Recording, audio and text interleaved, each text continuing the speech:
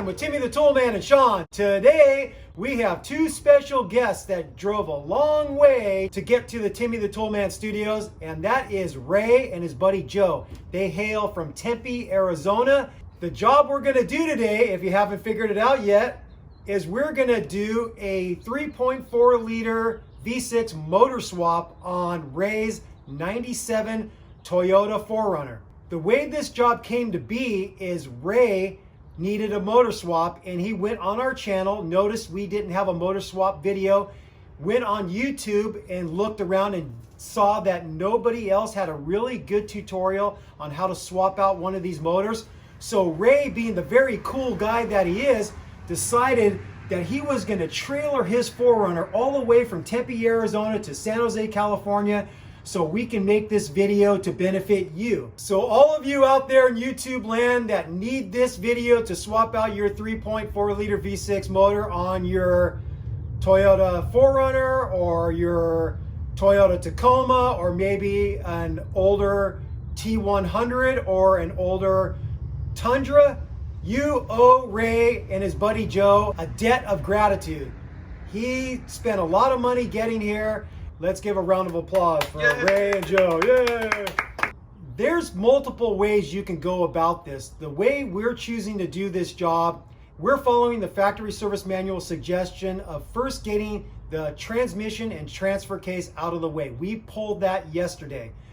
And now we're gonna start the video by showing all the steps to get the motor disconnected and pulled out. Some guys choose to keep the transmission and transfer case bolted to the frame, and they just remove the bell housing bolts and the flex plate, the torque converter bolts, and other things that they have to remove, and they pull the engine and they leave the transmission in place. Another option is, instead of disconnecting the wiring harness from the transmission like we did, people choose to disconnect the wiring harness from the engine and then get it up out of the way, maybe put it up on the windshield, maybe have the windshield wiper hold the wiring harness, and then they pull the motor that way. But we have the wiring harness disconnected from the transmission, so we're gonna pull the engine out with the wiring harness still connected to the engine, and then when we get both engines side by side, we're gonna swap over the parts with the wiring harness and do everything inside here.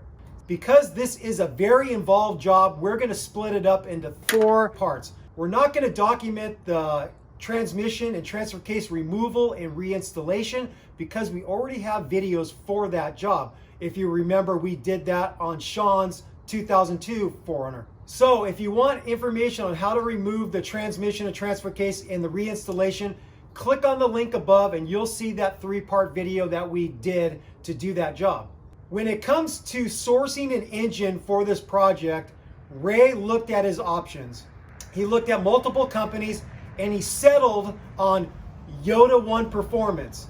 And the reasons why Ray settled on Yoda One Performance is, number one, they have a good reputation of building really solid engines. Number two, they offer some things that the other companies don't, like they put on the valve covers for you and they powder coat them. And they also include the timing belt and water pump parts already installed, which is nice. Yoda One also offers things that the competitors might not necessarily do. And here's the list of things that they do with their motors that make them a really nice build. Each component is thoroughly cleaned and inspected. Oil galley plugs and freeze plugs are removed to ensure no contamination. New original equipment rod bolts are installed. All original equipment parts are used during assembly. If an original equipment part is discontinued from the factory, the aftermarket parts used must match or exceed original equipment specs. Every machine surface has the tightest tolerance possible. Roughness average testing is tested and matched to the specifications of the piston rings and head gasket surfaces. Only the newer MLS head gaskets are used. The oil pan comes installed. The valve covers have the oil splash guard removed to allow for cleaning under the splash guard. Then is drilled and tapped for stainless hardware. They come powder coated and installed. The engine ships with a full original equipment gasket kit to provide you with everything required to complete this installation of the engine. Yoda One Performance is located in Riverbank, California, which is really close to the larger town of Modesto. When you order an engine from Yoda One Performance, they will package it up really securely on a pallet, protect the engine really well with plastic wrap, and they ship it right to your front door.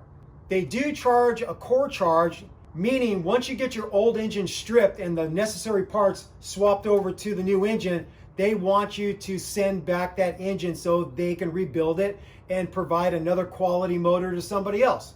One of the other things that makes Yoda One Performance a really good company to deal with is that they offer good support. So when you buy a motor from them, they give you the phone number of their head mechanic, and if you run into any questions or any snags on the installation, you could give them a phone call and they'll spend time on the phone with you and help you through the problem. So that's another nice little customer service feature that Yoda One Performance offers that maybe the competitors don't. The job you are about to embark on is very involved. In order to make your life easier, you want to be very organized through this whole process. Part of the way you can be organized is keeping track of all your fasteners and labeling where they go as you take them off. I'd write something very detailed to let me know exactly where those bolts or nuts or maybe a little bracket goes. Engine harness bracket, driver side, motor mount. And this way I know exactly where that bracket and that little 10mm bolt goes.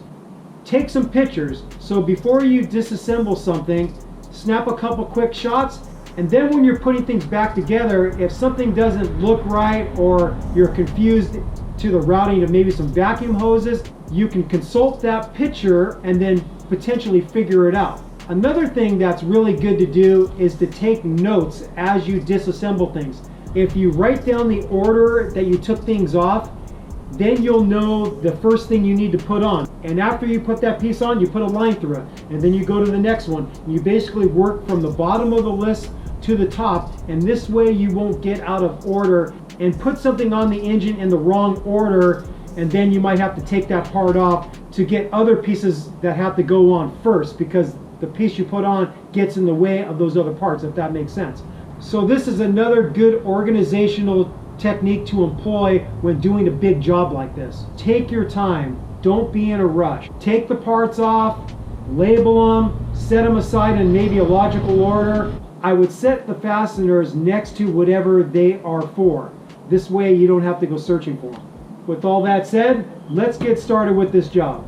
To get ready for the engine removal, what we did is we jacked up the front end, we removed the front tires, and then we lowered the vehicle onto 6-ton jack stands, much lower than the vehicle would be with the front tires on. This way it makes it a lot easier for us to be working on the engine. Reading right from the factory service manual, the first step they say is remove the transmission, which we've already done. The second step is they say remove the skid plates, which Ray already removed. The next step is draining the engine coolant out of the radiator and draining the engine oil, which is what we're going to do right now. Okay, I'm going to open the drain valve on the radiator. This takes a while, just be patient. Using a 14mm socket and a 3/8 ratchet, and I'm going to remove the engine drain pan bolt.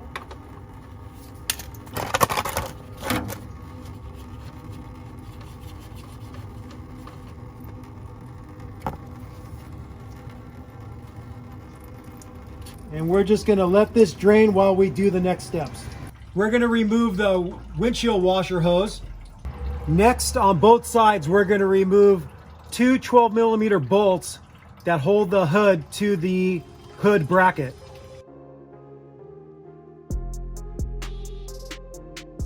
The first thing we're going to do is remove a few hoses on the driver's side of the motor. Number one is the vacuum hose for the ADD system. You could slide that right off. If you find that it's really stuck on there, you could get in with a little pick tool in between the hose and the fitting and work it around and loosen it. This hose right here goes to the Evap canister over here. So this clamp is really easy to compress with your hands.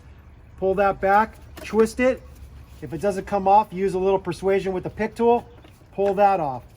The next one is right here. It goes to the brake booster and connects to the plenum. I'm going to use a bent nose needle nose pliers to compress the constant tension clamp and move it back. Give it a little tug, see if it comes. Yep, it came right off. Next, I'm going to remove this wiring harness that goes to the vapor pressure sensor and to the VSV over here. I'm going to pull it out of this clip right here. There's a clip that goes into the body right here, right above the firewall. Instead of mangling this clip, I'm going to cut this zip tie and cut a little bit of black electrical tape to free it of here. There we go, that's free. This is some type of clamp that we got to disconnect here. Yeah, it just broke. It's so brittle from age. This might happen to you. Pull that out. Disconnect the vapor pressure sensor connector here. Push down, pull away from you. That one's disconnected. We want to disconnect the VSV right here. There's another connector right here underneath these vacuum hoses. The release button is facing downward, so you got to hook your finger underneath there, push it, and pull back on the connector. The harness is almost free. I'm just going to slit this tape right here and get it free. We could have alternatively released it from here. Maybe I'll actually do that with this one. There's a clip right here we can push in and remove right here. There we go. So you could just free this little clip to remove it from this clamp that holds the vapor pressure sensor. Now this whole wiring harness is free right here. Just plop this on top of the engine. This hose that hooks up to the Evap canister routes over to the air box. So I'm just going to get it out of the way while I'm here. Remove the constant tension clamp, turn it and get it off, and then take it out of this little keeper here and just toss it out of your way for now. Next, I'm going to disconnect the fuel inlet and return lines. The first one I'm going to disconnect is the fuel inlet hose. The flare nut fitting size is a 14 millimeter. That's the one you have to break loose, but I'm also going to hold it steady with a 19 millimeter flare nut wrench so I can apply enough force to remove this flare nut fitting. Get the 19 millimeter on there first, and then get the 14 millimeter on the nut. And I have to turn the 14 millimeter this way to loosen it. So I'm basically going to bring the two wrenches together and slam your fingers. Now, this being a fuel line, you're going to get fuel coming out. So don't be surprised. Don't be smoking a cigarette or a joint. It's still a little sticky, so I might have to work the wrench a little bit here. Once you get the flare nut fitting broken loose, you could transition to an open-end wrench if you're having trouble spinning it out easily, because it's easier to reset an open-end wrench than to reset a flare nut wrench over and over again. So that's what I'm doing.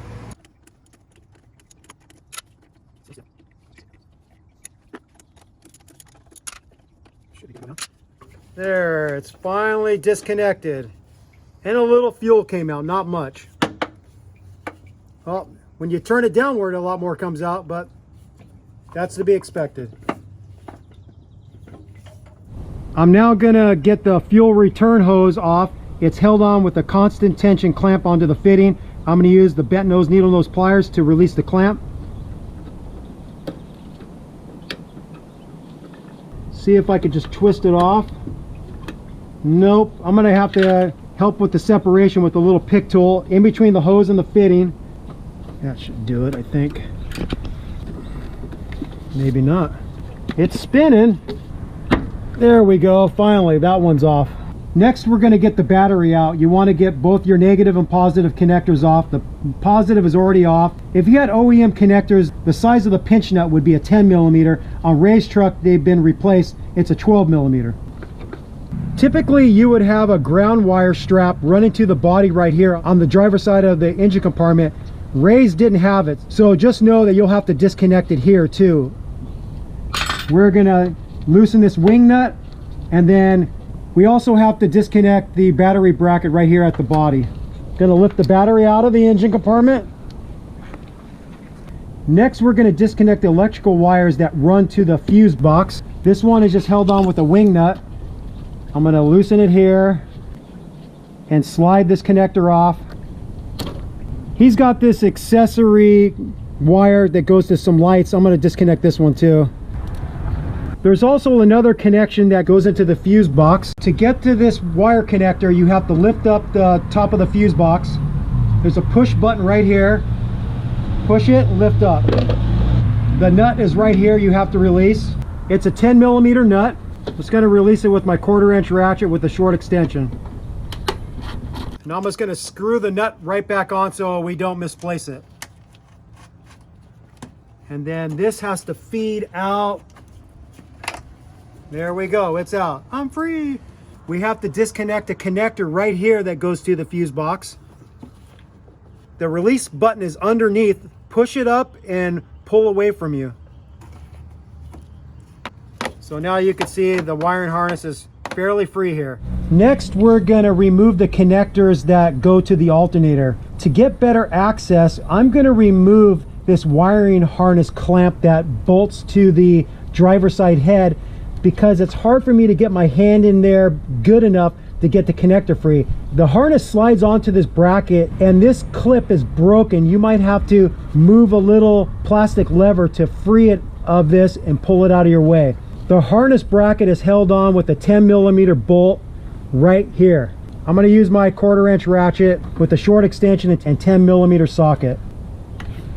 With the wiring harness bracket out of the way, I could get my hand in here better. You have to push the release lever facing you, push it in, and pull back towards the back of the engine. You might find it's really hard to get out. Just wiggle it and you'll get it. That's disconnected.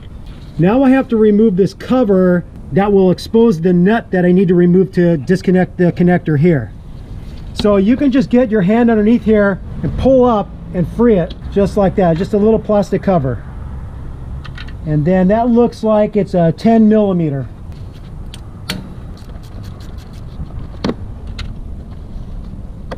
Okay, both electrical connectors are disconnected from the alternator. Something that we could have disconnected while we were under the rig removing the transmission is the electrical wiring harness connector to the front differential actuator.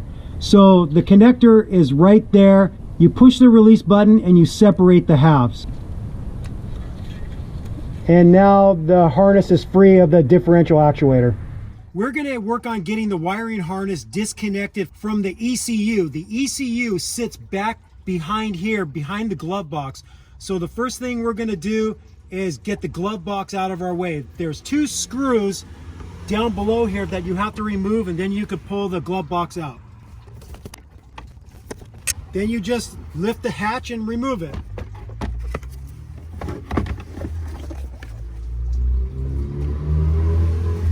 We have to get this plastic cover behind the glove box off. It's held on by 3 10mm bolts. There's one in the upper left, upper right, and then there's another one back here that Ray is actually missing. He's going to zip those out with my Milwaukee ratchet.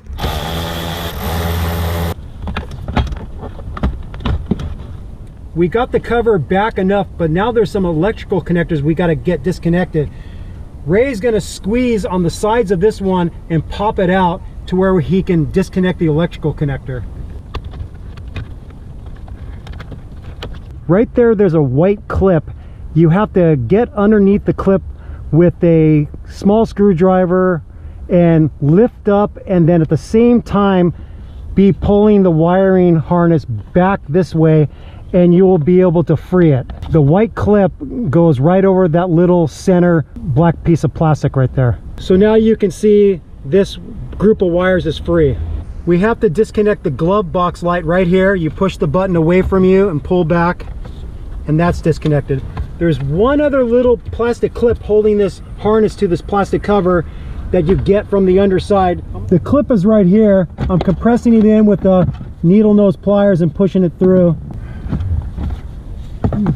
There we go. Finally. All right, it's out. To disconnect these connectors, you first push this white tab to release the camming device, and then when you pull this all the way down, it pops it free. Just like that. Then we got to get this one disconnected. Push the tab, pull back. The wiring harness is free here, but now we have to reach in and get to the ECU plugs. The vehicle ECU is right here. There's 4 electrical plugs that plug into it. The release tabs are on the top side. You pull down and then you pull back. I'm going to go for one of the center ones first. The technique that works well for this is using your 2 index finger. One finger goes under the connector, the other one pushes the tab, and together you pull back and you release them. And we already got them all loose. Now the wiring harness is free of the ECU. The engine wiring harness goes through the firewall on the passenger side and leads to those electrical connectors that connect up to the ECU. So to get the wiring harness free of the firewall, we have to disconnect it from a bracket here. There's a little clip you just lift up with a screwdriver and free it of this bracket. Next, there's 2 10mm bolts that hold this wiring harness to the firewall. There's one on this side and then one on this side. And I'm going to zip them out with my Milwaukee ratchet.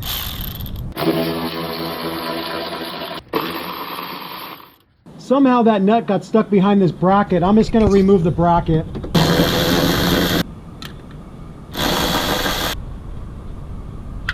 Now what you have to do is work with a partner. Somebody gets underneath the dash, gathering up the plugs and pushing them through the firewall while I'm going to be here pulling it out. So I'm going to have Ray go inside and start working the wires through the firewall. So as Ray starts feeding it, I'm just going to help it along.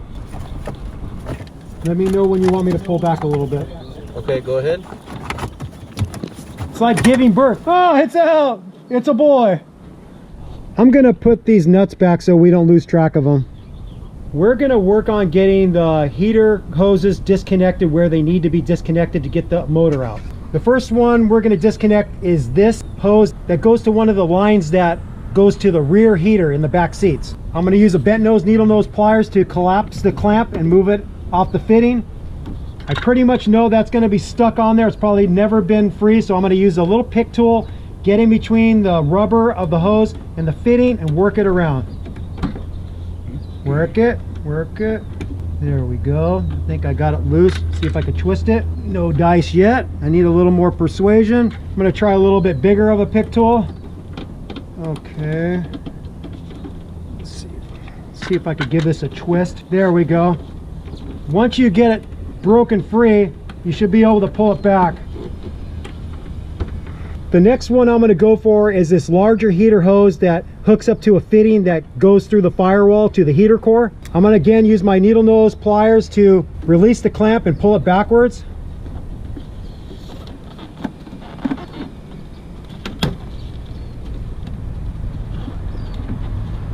Okay, that's back enough.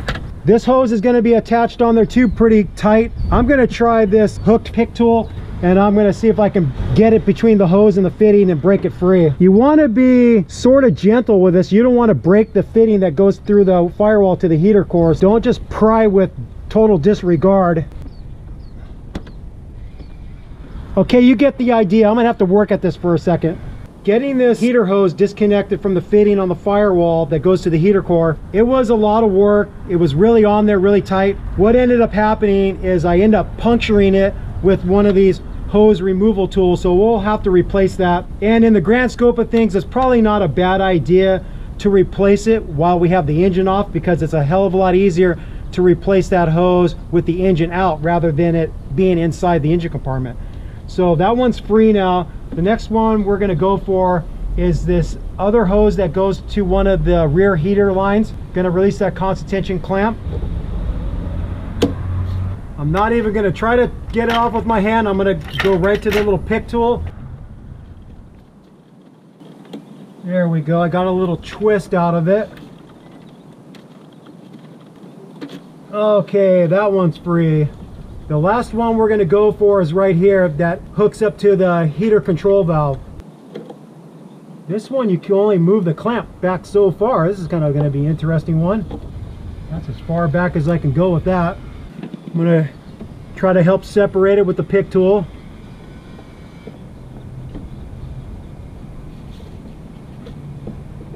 I think that's about as good as I can get it. See if I can twist it. Yep.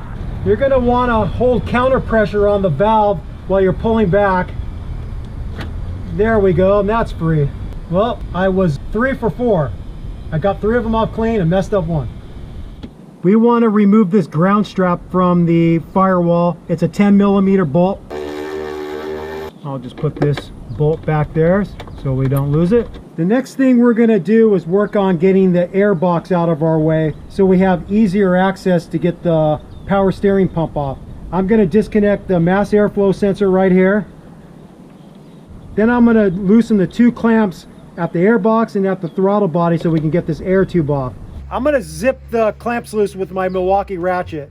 10mm socket. This thing's all jacked up. He luckily came with a new air tube. This thing obviously needs to be replaced. I have to remove this hose right here. Actually, the fitting came out. That's okay. I got to remove a hose right here. Pull that back. I got to remove another hose right here. Now we should be able to work this thing off.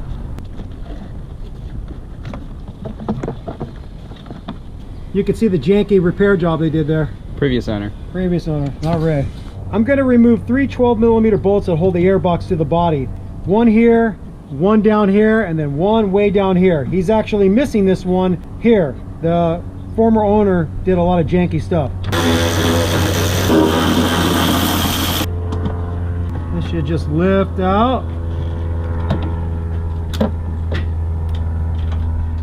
We have to disconnect the wiring harness here at the igniter on the passenger side fender.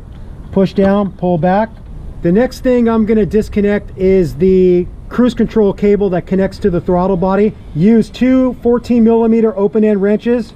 You just have to loosen them a little bit and you could free it of this bracket. Just back them off a little bit. Then you could pull it free, and then you want to rotate the throttle body this way and you could get the little lead end out. This little lead end right here. I'm going to do the same for the throttle cable. Slide it out of the bracket. You can just feed the wire out from underneath and then rotate it this way a little bit and you can easily get the lead end out. There we go. That one's free. And now I'm just going to disconnect it from this bracket here, and I'm going to disconnect it from this bracket right here. And then now that's completely free of the engine. We're going to work on getting the radiator out of the engine compartment. I'm going to release this constant tension clamp for the upper radiator hose. Bring it back.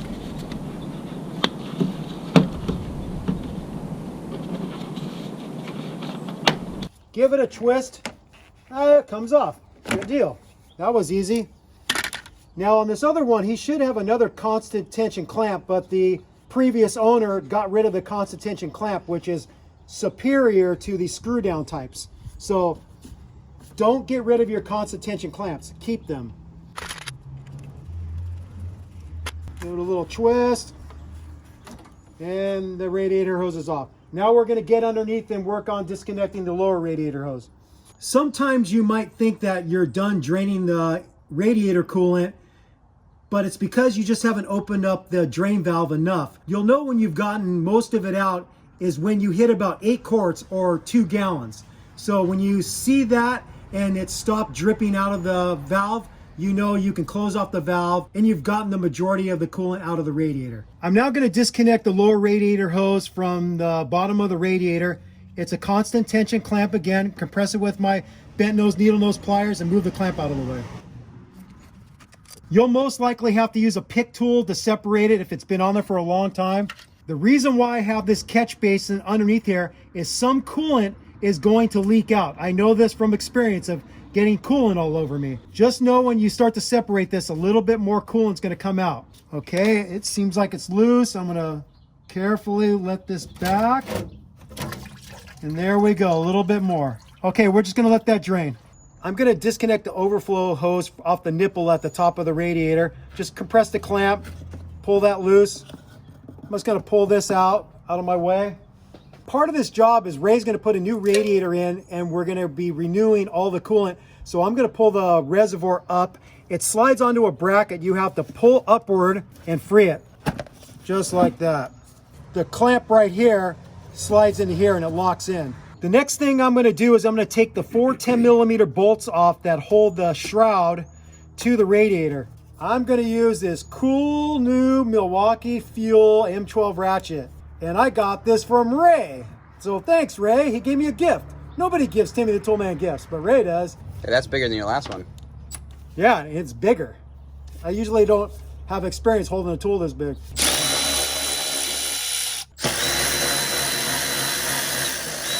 There's two on the passenger side also.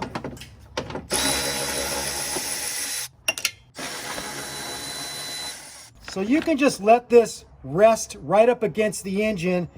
Now what we're going to do to get the radiator out is we have to take the front grille off the body to where we can get access to the 4 bolts that hold the radiator to the body.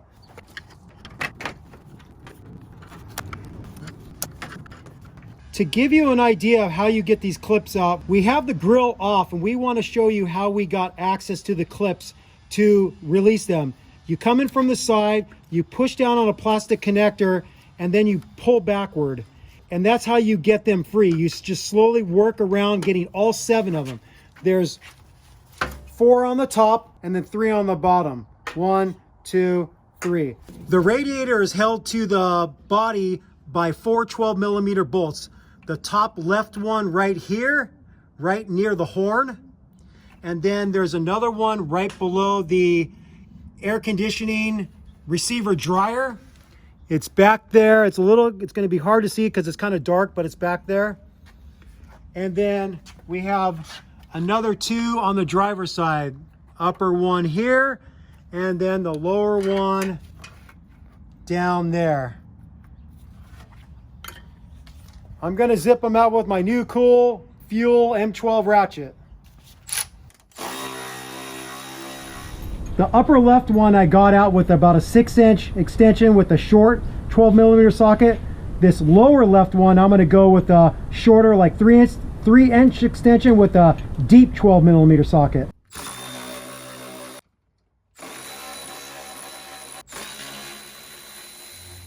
Using this M12 fuel ratchet for the first time, it is way stronger than my other one. I'm super happy with this. So if you also own the M12 battery system from Milwaukee, I highly suggest this ratchet. It's a lot better than the other one I have, a lot stronger. How did the radiator not just fall down when I removed the last bolt? Well, it's Timmy the Toolman magic. Magic hands. No, there's a couple little brackets that hold it to the body. So you lift up, catching the shroud a little bit, and these are the brackets that I'm talking about. They hook into the body on both sides, so you can release all the bolts and the radiator is not going to go anywhere because it's hooked. With the radiator out of the way, you could just remove the fan shroud. Next, I'm going to get the fan clutch off. If you're lucky, you can just loosen them without holding the fan clutch steady. I already tested it out and it wants to turn the engine, so I don't want to be turning the engine. So what I'm going to do is I'm going to use one of my pry bars, get it in between 2 of the neighboring 12mm nuts to hold it steady, and then I'm going to break one free on my right side since I'm right-handed. So I got this long 12mm gear wrench, box-in wrench to break them free. So I'm holding it steady, and then I could loosen it. What I'm going to do is I'm going to get onto the crank bolt and turn the motor to the right clockwise and get the next nut I want to loosen right about in this 2 o'clock area to where I can then break that one free. Using my big 1/2-inch ratchet, short 19mm socket, I'm going to go down and get this onto the crank bolt. Now I'm going to turn the motor over, turn it clockwise as you're looking at it from the front, and I'm going to get the next nut at about that 2 or 3 o'clock position. Then I'm going to do the same thing. Hold it steady with the pry bar and break the next one free. And you get the idea. I'm going to do that with all 4 of them.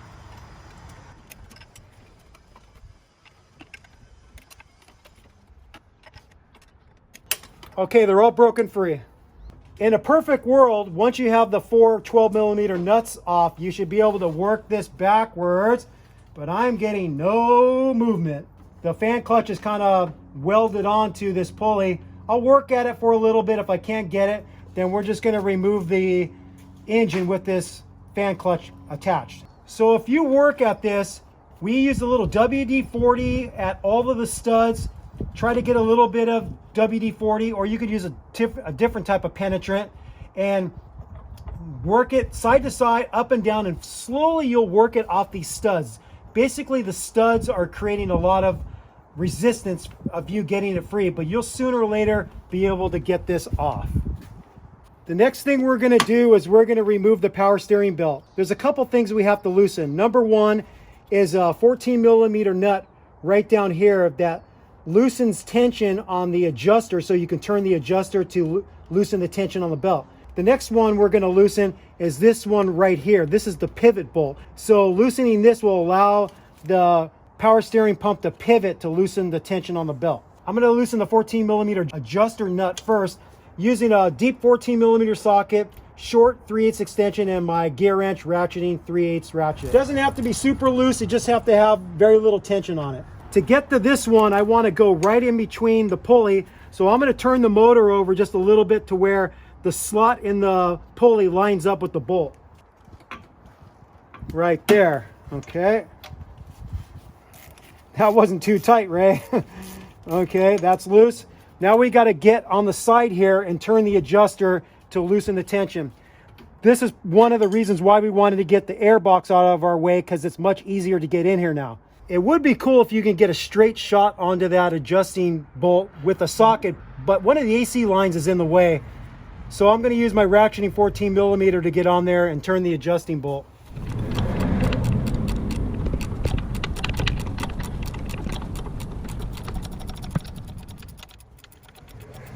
So what we're finding with his rig is we're finding more janky stuff. The previous owner put the wrong belt on because we have the adjuster maxed out. I can't push it anymore, and there's still a lot of tension on this belt. So he obviously got a belt on that's too small. So I'm just going to try to loosen it here and slide it off and see if I can get the belt free. That works. But we know that this belt is wrong. It's definitely wrong. Slide this off. We're now going to remove the power steering pump from the engine. I would suggest not disconnecting the fluid line, so just disconnect the power steering pump from the motor. I'm going to finish taking off the lock nut for the adjuster.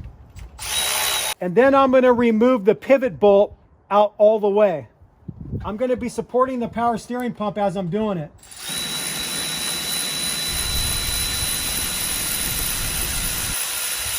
We have to remove this vacuum line.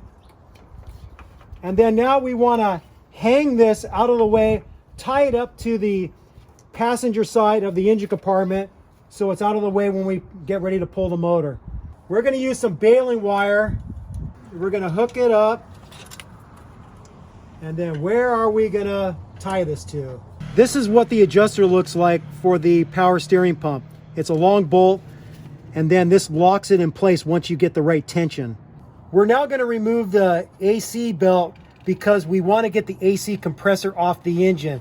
You don't want to disconnect your AC lines because then you're going to have to recharge your system. So we're avoiding that by removing the AC compressor with the lines connected.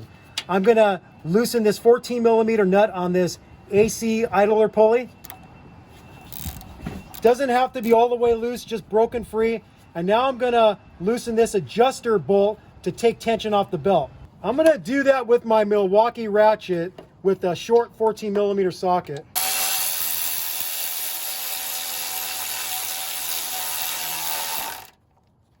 We want to get this electrical connector free. The push button is towards the engine. You push down and then you pull back and you can free the connector. You can see it right here. Now what we have to do to get the AC compressor free of the engine is there's 4 long 12mm bolts that hold it to the AC bracket. There's one right here on the top closest to the radiator. There's another one right here at the top. And then the 2 bottom ones are going to be a little harder to see. One right there and then another one right there. This top one closest to the radiator has this AC line in the way. You can't get onto it with a socket, so I'm going to use a long 12mm box end wrench to break it free. Okay, that's broken free. And then now we're going to get access to the other top one, we're gonna get onto that from the passenger side wheel well. To get a straight shot at that upper bolt, we're gonna remove this mud flap in the fender well. You can pop out the plastic clips with a plastic clip removal tool like this. Get behind it and pop it out. They might break, so don't lose your mind if they break. You could get other ones. So we're gonna use a 3/8 flex head ratchet, long 3/8 extension, and a short 12mm socket, and go right in through here. Okay, that one's loose. I'm gonna break free this bottom one closest to the radiator with a 12mm box end wrench. Okay, that one's loose. Now I gotta get the other one loose. That one's gonna be a little harder. I'm on the last 12mm bolt. I have a 3/8 ratchet, short 12mm socket, and I'm reaching my right hand over the steering rack to work the ratchet, and my left hand is going over the front cross member to hold it against the bolt. And let's see if I can break this free. There we go. Using the same technique of reaching over the cross member and steering rack, I'm now going to use my Milwaukee ratchet to zip it out the rest of the way. Bring it this way. Maybe tie it right here for right now. Can you, somebody, I'm holding it. I don't want to put tension on this line. Right. Where do we need it? Next, we're going to disconnect the exhaust crossover pipe from the exhaust pipe that leads to the catalytic converter on the passenger side. It's held on by 3 14mm nuts, 2 on the side facing the transmission and 1 on the side facing the passenger frame rail. From experience, the 2 inside ones generally will break free if you use some penetrant and maybe a little heat with the butane torch. This one that faces the frame rail is prone to breaking, and we tested them out yesterday after applying several applications of heat and penetrant, and the outside one broke off like we expected. So just know that that one might break off. These other 2 you should be able to get off with a 14mm socket, and I'm using a swivel with the longer 1/2" drive extension with my big 1/2" drive flex head ratchet from Gear Wrench. These are going to be on there really tight, so just be aware. We already broke them free. We're going to lift the engine by using the factory provided engine lift point on the driver's side of the motor. You hook a chain or a rope right to here. But on this passenger side, there's no lift point. So we have a couple options for you. Number one, you could go to a pick and pull, or you can go to Toyota and buy another one of those brackets that attach to the driver's side of the motor, and you could bolt it right here to the head, utilizing this hole right here. Another option is that Ray was able to source this lift bracket that's meant specifically for this application, for removing the motor. And then he also bought some flange bolts that you use to attach the bracket to the head. So the bracket is going to attach right where this one bolt is right here, and then it's also going to attach to this unused hole right here. You're most likely going to find that the threads are going to be really sticky on this hole that hasn't been used forever. So I suggest using a thread restorer to kind of clean out the threads. It's an M10 with a 1.25 pitch, and we just screwed it in here. Use some brake cleaner, did that over and over again to where the threads are less sticky. So now we're going to get the engine lift bracket connected to this side.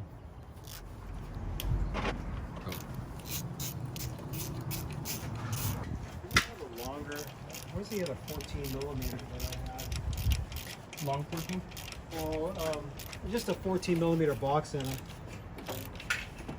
We're all pretty sure we have everything disconnected to get this motor free, with the exception of the 2 motor mounts. Before we remove the bolts that hold the motor mounts to the frame, we want to support the engine. So we're going to support the engine with a 2-ton cherry picker from Harbor Freight.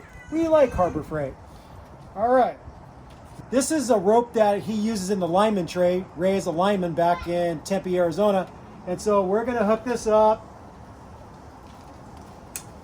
And we're gonna put a little force and support the engine, and then we're gonna go for the motor mount bolts. All right, we have the engine supported with the cherry picker. Now we're gonna go in through the wheel wells and maybe from up above here, and we're gonna get the 14mm bolts loose that hold the motor mount to the frame.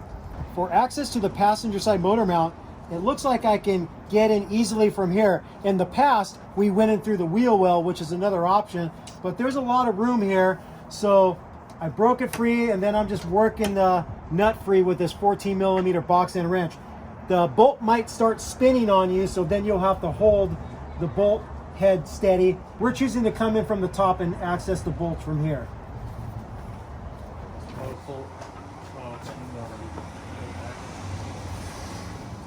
All right, I think we're ready for the money shot. I'm going to be on this side of the engine, making sure something we missed disconnecting is hanging up. Joe's going to be on that side. Ray is going to be working the cherry picker. And then this guy holding the camera is holding the camera. Sean. All right, here we go. We have movement. Hold on a second. Let me get underneath and make sure it's pulling away from the exhaust. Bring it down a little bit, Ray. Okay, coming down. I'm gonna have to pull this free of the studs. I've got some separation with the exhaust. I don't think it's gonna hang up anymore. I'm gonna just look from this side right now underneath. Go ahead. Okay, it's free of the exhaust. Okay.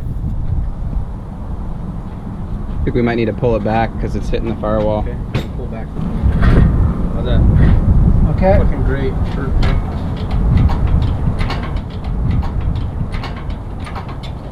Hold on a second, hold on. It's catching the heater. Pull it back a little bit more. Okay, coming back. There we go. Okay. Good? Yeah. You looking good over there, Joe? Yep. Stop. You gotta pull it this way a little bit more. I think the AC compressor is getting in our way a little bit. Okay, coming up. We're still good. How's that wiring harness looking underneath there? It's still free in here. Hold on, hold on. I'm gonna grab it. Go up a little bit more, Ray. Okay. Well, yeah, go ahead and take a look at the wiring harness. I'm going to try to pull it out here in a second.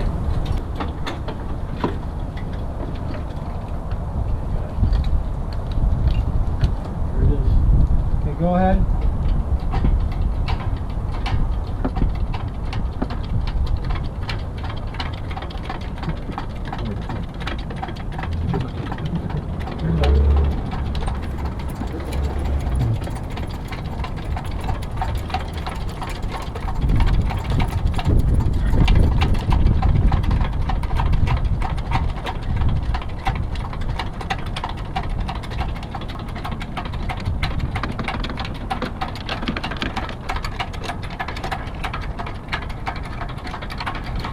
Yay! I'll steady this. You guys work that.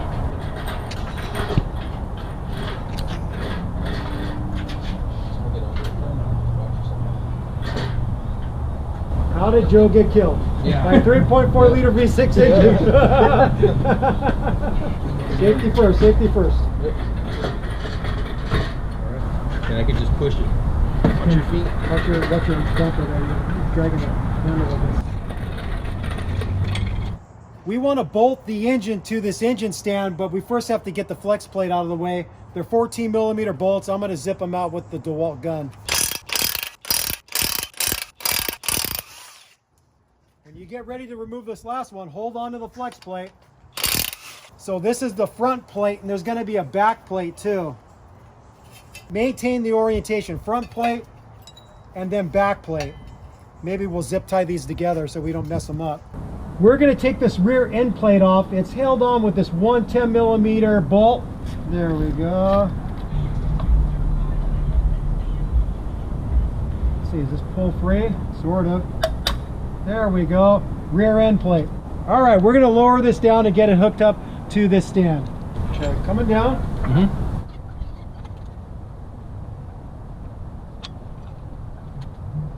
All right, we got the engine on the engine stand. We're going to get the cherry picker out of the way, get the old engine into the garage, and we're going to start swapping over parts.